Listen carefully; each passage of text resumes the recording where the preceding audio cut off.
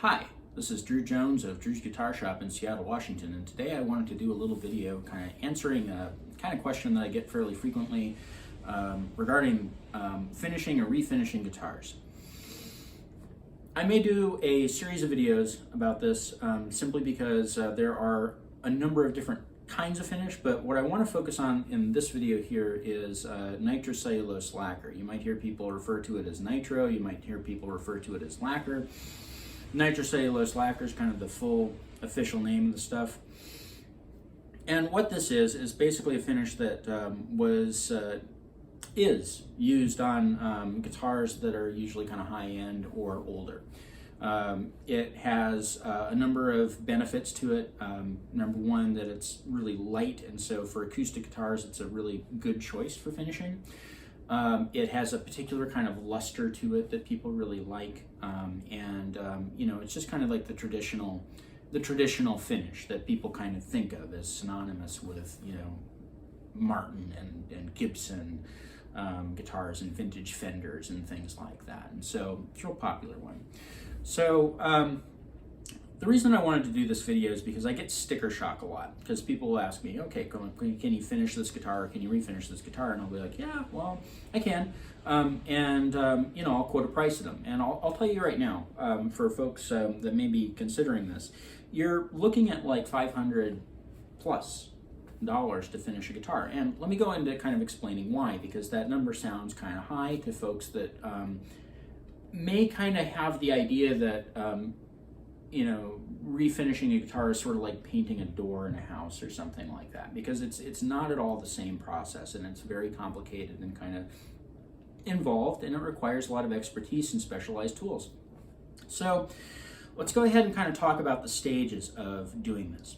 So if you're talking about refinishing a guitar, your first step is to strip the old finish off.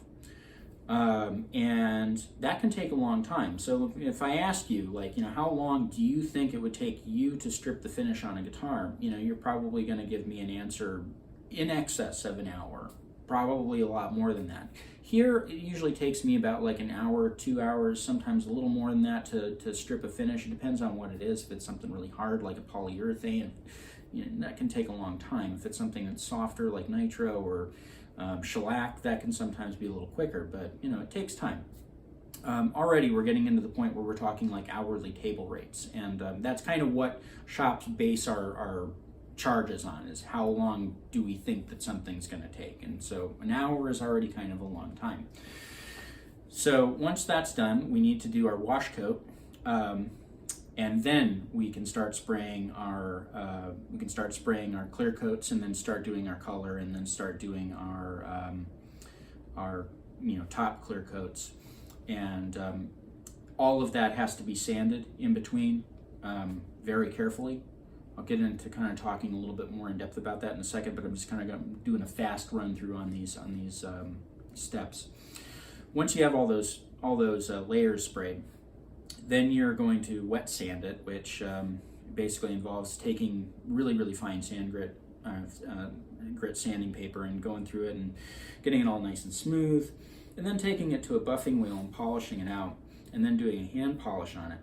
Now, if that sounded a little bit more involved than, you know, maybe what you thought, well, you know, this is kind of the realm of finish work. It is a very complex and long thing, and it takes a lot of work. So much work, in fact, that I know a number of builders who would just absolutely love to find somebody who just loves finish work and is well set up for it, so they can just send guitars that they built to that person so that that person could finish them. That is how intensive and laborious this whole process is. So let me get into a little bit more of a descriptive into what we're talking about here. Now, one thing that you need to know about nitrocellulose is that it's got very poor adhesion. That is to say that, you know, whereas like paints and stuff, like a lot of times you spray them onto a thing and they stick just fine and they don't want to come off, usually, assuming that you prep the surface right. Nitro is very low adhesion. It will peel off of off of surfaces, even if you have prepped them correctly, and thus you have to go through a lot more extra prep work to do those finishes. So I'll break it down again a little bit a little bit further than I have so far. So first of all, you're taking all that finish off of the guitar, right? That takes like an hour or whatever. At that point, you have a guitar that's like basically just down to the wood. And at that point, it's super, super vulnerable to getting stains, to getting contamination from like oil, all kinds of stuff, even your skin. Like you need to handle it with nitro gloves at that point. And at that point, you're going to want to make sure that the room that you've been doing this stripping in also is fairly clear of particulates, which you're going to have made particulates by stripping off all that finish, because all that finish needs to come off. Presumably you're sanding it or scraping it or something. There's probably little bits of it floating around in the air. Now, if you spray in the same room, those particulates are a big problem. If you spray in a separate room, those particulates can still be a big problem, because when you open the door to go into that separate room, that kind of creates a vacuum which can kind of suck that stuff into that spray room. And so that stuff is something that you might want to consider. Once you have all those things stripped off, you do what's called your wash coat. And your wash coat's usually like a clear acrylic or a shellac, something that's got really high adhesion that will also talk to the nitro. When I say talk to, I mean something that dissolves in its own thing, but something that will also dissolve in another thing that you're going to spray on top of it. So shellac is a good choice because lacquer thinner will dissolve shellac and it'll stick to it, and shellac has excellent adhesion. Same thing with the acrylic coats that we'll sometimes do for a wash coat. That's basically just to kind of keep the wood safe, keep it from getting contaminated. We want to get that wash coat on there as quickly as possible after that guitar's been stripped down because of all that risk of contamination. Once we have that wash coat on there, then we're going to start spraying our clear coats of lacquer. And we're going to basically want to put as many coats of lacquer on top of that wash coat as possible that day. While we're doing that, every single hour, we're going to have to take a break from what we're doing to go spray. Because there's a timetable that needs to stick to. Otherwise, what happens is that you end up with things called solvent popping, or you end up with like poor adhesion and these situations where like little bubbles and things can form and things can start peeling off. About 45 minutes to an hour is where you want to be for spraying a coat of lacquer on top of another coat of lacquer. And so you want to keep that running all day. You want to get at least like 7 coats on there. I don't even start spraying in a day if I can't get 7 coats of lacquer on a thing, simply because the next step is really a lot, which is that you're going to be taking some like 220 grit sandpaper and you're going to be sanding that stuff after it's been sitting there overnight. And that sandpaper is going to take off a lot of material. One other thing to keep in mind with nitro is that 70% of what you spray is going to evaporate, 70% or more, depending on how thin you've thinned that lacquer out. Lacquer is a solvent evaporative finish, which means that it is a resin of some kind that is in a solvent that evaporates. The solvent that is evaporating in this case is lacquer thinner, and lacquer thinner is super toxic and it gases off. We'll get to the super toxic here in a minute, but basically, you think you sprayed a lot of thick coats on there, you need to keep in mind that that's a lot thinner the next day. And so when you're going in there and you're sanding that stuff, the chances of blowing through down into the wood again, pretty high. And you probably want to go through and touch that up with a little bit of that, shellac, or a little bit of that, acrylic under there in that spot that you burned through again, and kind of start working back up again. And then you're going to want to do spot sprays to get the lacquer even extra thick in those areas. So that takes some work. So once you've got a few days of that clear on there, you're going to start worrying about your color. And when you go into working your color, you're going to be basically deciding, okay, were we doing a solid color? Or are we doing like a translucent color, like a sunburst or something? Well, if we're doing like a solid color, we can do that pretty basically with like, a paint that we know sticks to the lacquer that we're using, which is fine. That adheres just fine and it'll produce a really nice opaque color. But the problem with opaque colors is that they're very sensitive to contamination. So if you can imagine, like, you see like a black car, like how every tiny little bit of dust stands out on that black car, the same thing is going to happen with your guitar. Now, if you have that little speck of dust and then you start spraying finish over it, traps that dust in there. And so you've got a contaminated finish at that point. Same thing with white, same thing with really any of those solid colors. It's it's a situation where you need to be doubly careful about all those little particulates in the air, and you need to be very diligent with making sure that you're doing all you can to keep that from happening. If you're doing translucent finish, you're basically mixing your own colors. You're putting a little bit of colorant into some nitro and kind of getting it to the point that you want the color to be, testing it on a little piece and letting it dry out. And then you go and apply it. And if you're doing like a sunburst or something, you need to go in and actually do like a sunburst. So that takes like a real fine sprayer. You're going around the edge and you're trying to make a really nice looking sunburst. And you have to do that in a particular order with the colors. It doesn't just work that you spray whatever color you feel like. You have to go from lighter to darker, and you have to start from the inward and go outward with it. You know, do it in kind of a particular way. So once you got that color on there, you're going to start spraying tons and tons and tons and tons of clear coat on it.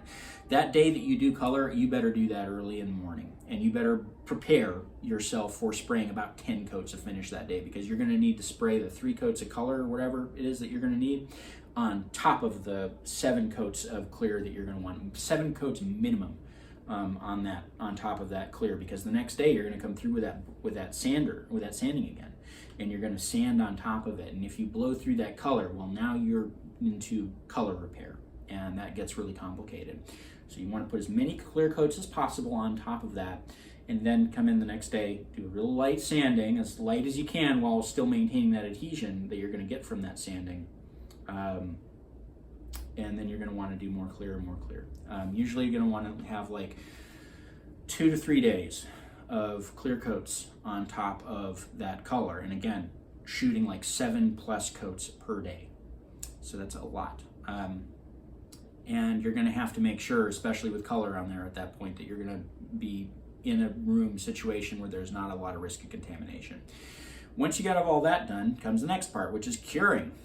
So because nitro has, you know, an evaporative solvent kind of thing going on, you need to recognize the fact that, like, when it dries to the touch, that doesn't necessarily mean that it's cured. It's sort of like when you get a tube of glue, and the tube of glue says, oh yeah, so you can, you know, this will be solid after like an hour, but you should really leave it clamped for 24 hours. The reason is because it's still kind of setting up after that, you know, hour. There's still little bonds and chains that are being built in that resin to kind of harden it. And that's the same thing with lacquer. And while it's doing that, it's also gassing out, and it's producing those fumes. And, you know, it's stinking up your shop while you're at it. And that needs to happen for 2 weeks. Regardless of whatever else you do, that is going to take 2 weeks. 2 weeks minimum of letting that lacquer cure. It's how long it takes. And, you know, if you can imagine how long the previous steps to that took, we're looking at already like, you know, 4 weeks, a month, really. So a while. Once that lacquer is cured, we can get into the wet sanding. We can hit the high spots like the drips and whatever with 600 grit, and we can then go over it with like 1000 grit to take care of any like orange peel or stuff like that going on, and then we can go in there with you know, 2000 grit and kind of really nicely smooth out that finish, and then we take it to a buffing wheel. Buffing wheel is a dangerous tool.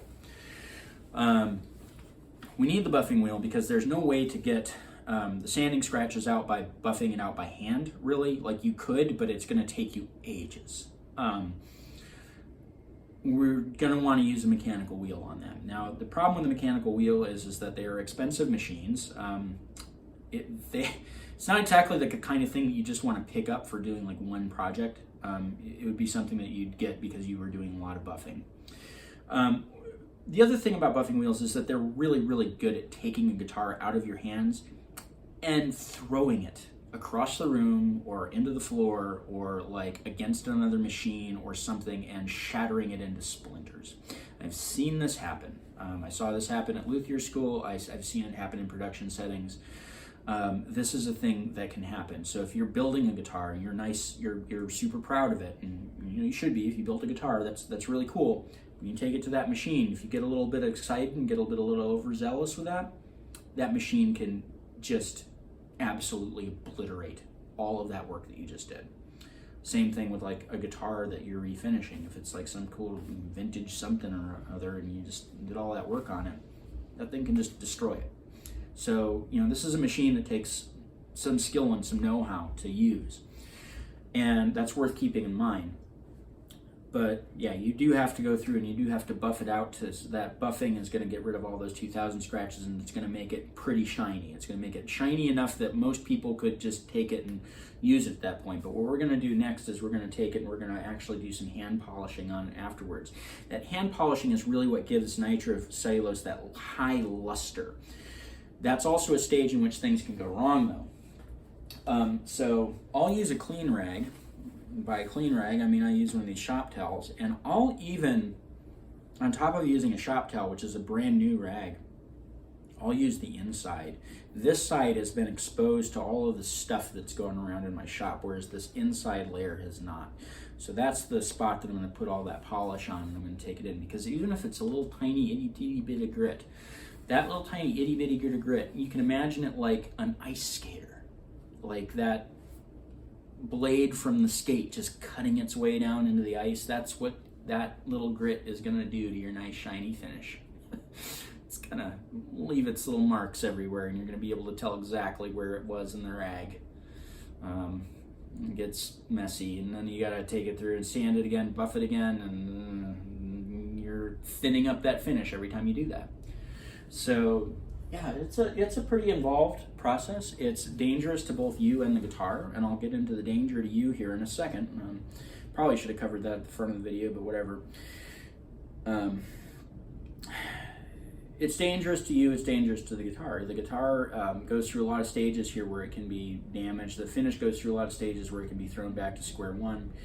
The dangers to you are not small either. Nitrocellulose lacquer is one of the most toxic finishes that we spray on guitars. This is the kind of thing that if you touch it to your skin, it goes directly into your bloodstream, goes directly into your liver, and is not processed by your body. It sticks around. You can get to the point where you don't really have a tolerance for it anymore. Exposure to this stuff will make you feel like you're drunk and hungover at the same time. Ask me how I know. You need to be wearing masks. You need to be in a well-ventilated area. And when it comes to that ventilation, you're also going to want to be very careful on what kind of ventilation you have. Now, at the Roberto Venn, the school that I went to for guitar building, we had a spray booth that had a special fan in it. What was special about it? It didn't arc. Most fans, when you flip them on, there's a little bit of an arc of electricity, an open air arc. And if you are familiar with, like, you know, piezo lighters, like you press the little button and a little thing shoots out and it sparks off that gas that's coming out of it, that can happen. Nitrocellulose, you know, as you might guess from the word nitro being in there, is a little explosive. Not a little bit, a lot of bit explosive. And it has happened where people have been doing home spraying jobs with nitro and have blown themselves up. And that is a risk. That is something that you need to consider. So on top of that toxicity that you need to also be thinking about, because all of those fumes are going to be going off wherever they're going to go. That explosion risk is also something that is there and something that you need to think about. So you need to have a space that's set up for it, or you need to be very familiar with your space and be able to prep it for that safely. So, you know, that's kind of the lowdown. There's more to cover, obviously, with nitrocellulose. This is a really short version, and this video is probably already longer than I really wanted to make it. But that's kind of the lowdown. This is why it costs a lot to finish a guitar. It's why it's a lot of work, and it's why, like, you know, it's not the same thing as just going in and painting a door. If you do want the kind of finish where it's just somebody going in and like doing a rattle can job on it, I highly encourage you to just do it yourself. Or if you have a friend, most people are only like 1 or 2 people removed from somebody who does like professional painting work. Take it to them. Take it to the buddy who does like house painting for a living. Like, probably be a really cool project that you two can do in an afternoon. You know, get yourselves a case of beer or something, and you know, put on some George Thorogood and go and spray down a guitar. Just have a fun time doing it. It'd be great. But that's not typically the kind of thing that we want to do at a guitar shop. Most people who work at a guitar shop are not really going to want to put their name on something that's been finished in, like, you know, enamel or, you know, something along those lines, just because it isn't what we do. And it's also not stuff that we're really super, you know, into working with. Like, I don't have the kind of like paint thinners in here for working with that stuff, really. I have lacquer thinner, and I have stuff for working with shellac. I have stuff here for working with like acrylic a little bit. I have some other stuff working with like dyes and things like that, but it's mostly stuff really specific to guitars. I don't have anything really here to like work with, like, you know, most of the stuff that you'd find in the Home Depot paint aisle. And if that's what you're looking for, I would highly recommend like just doing it yourself or taking it to somebody who does. And you know, there will be some issues with it. If you're going to be spraying on top of a polyurethane finish, you're going to want to sand the hell out of that finish, and you're probably still going to end up with some adhesion issues, just because that finish in particular doesn't really like to have stuff stuck to it. But it'll look fine. You know, as long as you're really diligent about your sanding, you make sure that it's nice and clean, spray it down. You know, if you wanted a green guitar, there you go. But yeah, probably not the kind of thing that a guitar shop wants to get in. If you bring something to a guitar shop, typically we're going to want to do something more along the lines of the finish work that I just described. Anyway, that's my spiel, and I'm sticking to it. This has been Drew Jones of Drew's Guitar Shop in Seattle, Washington. If you found this video helpful and you have some friends who also do some guitar work or are interested in guitars, go ahead and link them. I have lots more videos like this on my channel. Some of the stuff is stuff that I recommend, like, you know, players can do, and tips and tricks and stuff like that. If you have questions for me that are like, you know, pretty specific or like long form questions, I do prefer to get those through my Ko-Fi. I will respond to them if I get them through my Ko-Fi, and I will go as far as like sitting with somebody on the phone if they want to like walk them through something. But doing that stuff does require a little bit of work on my part. And, you know, part of the reason that guitar finishing costs a lot is just because it's a lot of time, and time is money. So I do like to be compensated for my time. So if you guys have a question and you want to ask, if you're able to throw me a few bucks, that's generally the fastest way to get a hold of me. I can answer little quick questions in the YouTube comments if you have them. I'll get around to those eventually, but I don't get to those all that often. So it may be a little while before I get to you. Down in the description, you can find a link to my Ko-Fi. You can find a link to my Patreon. You can throw me money on both if you found this video helpful and you just want to throw me a tip. It does help me make these. Also in that description, you can find my my Reverb page, where I sell some instruments and some, you know, parts and stuff that I kind of accrue here at the shop. I also have down there a link to my website, which has my pricing info, which has my contact info, and has a page on caring for stringed instruments. And if you are here watching this video, I'll bet you have a few stringed instruments that you do care for. So there might be something in there for you. Anyway, this has been Drew Jones of Drew's Guitar Shop in Seattle, Washington. Thank you for watching.